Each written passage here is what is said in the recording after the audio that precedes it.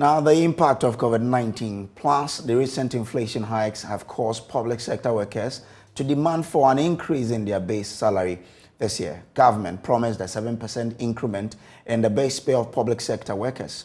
Isaac Ofieje is with our research desk, has been digging extensively into this and joins me in studio with some data on this. Kofi, walk us through the trend per what you've seen. Right, so first, that's what you have there. So the last time that, public sector workers had their salaries increase was somewhere January this year. That was about 7%. But if you should look at the trend analysis, it shows that the last time they actually had somewhere around 15% was in 2015. Right after 2015, they've never had any increment, which is somewhere close to 2015. At the moment, that's last year, there was a 4% increase, if we could show the trend, a 4% increase, and then this year 7%. So January, which is this year, that was when they had a 7% increase. But generally, if you should look at the trend analysis, it shows a downward trajectory in terms of the increase in public sector workers, their salaries. Okay. And so the next slide, which also talks about the increase in salaries. So here we are comparing, public sector workers, probably the president, who is an Article 71 holder. Okay. And you can see that over the years, it looks as if the percentage change in terms of the increment is almost the same. But the next slide tells a different story. So what it means is that for those who are watching us, the red thing there, which we've indicated right present, is representing Article 71 holders. Okay. And the president, actually. Okay. And then we have public sector workers in terms of the rate at which the salaries increase. Okay. If you look at it on the face value, you can actually say that it's almost the same. But the next slide, we talks about the value, the kind of disparity between what Article 71 office holders earn and what public sector workers earn.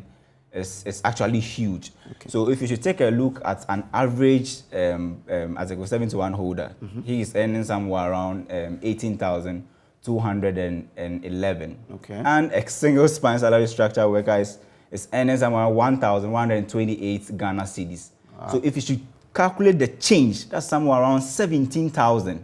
And if you should look at the highest earner on the Article 71 office holders, that's somewhere around 29,899. That was 2016. And this year, the highest is somewhere around 49,000. And so it shows you that there's kind of like a huge difference between what the Article 71 holders are earning and then what those who are on the single spine salary structure are also earning. So if you should look at this, you could see that the least earner in terms of Article 71 holder is even higher than the person who is earning the highest in 2016 in terms of single spine salary structure workers. Now let's look at a scenario. What has been the impact of COVID on these salaries of public sector workers? So we all know that currently inflation is somewhere around 23.6%.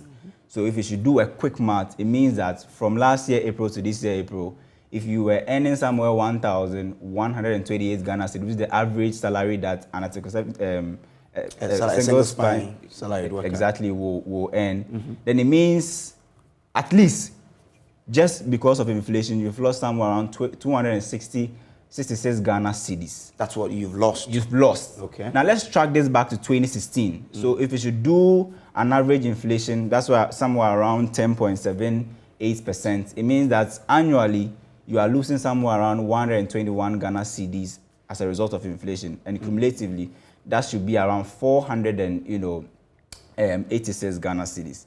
And so it means that inflation has actually eroded 752 Ghana cedis from what Article 71 of his single spine salary structure workers were actually earning. If you should net it, it means that your 1,128 Ghana cedis is somewhere around just 378 Ghana cedis currently. Because of inflation. Exactly. Of course, government has done their bits. If you look at the trend, it means every year government has been increasing the salary by somewhere around 8 or 9%.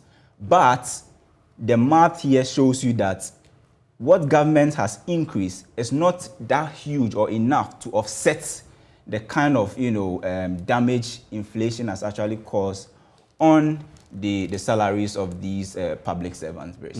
Isn't it why the public servants are calling for more? Because your best is not enough. Exactly. Like they say. Exactly. So per the calculation, this is just inflation. We've not even brought in the effect of COVID.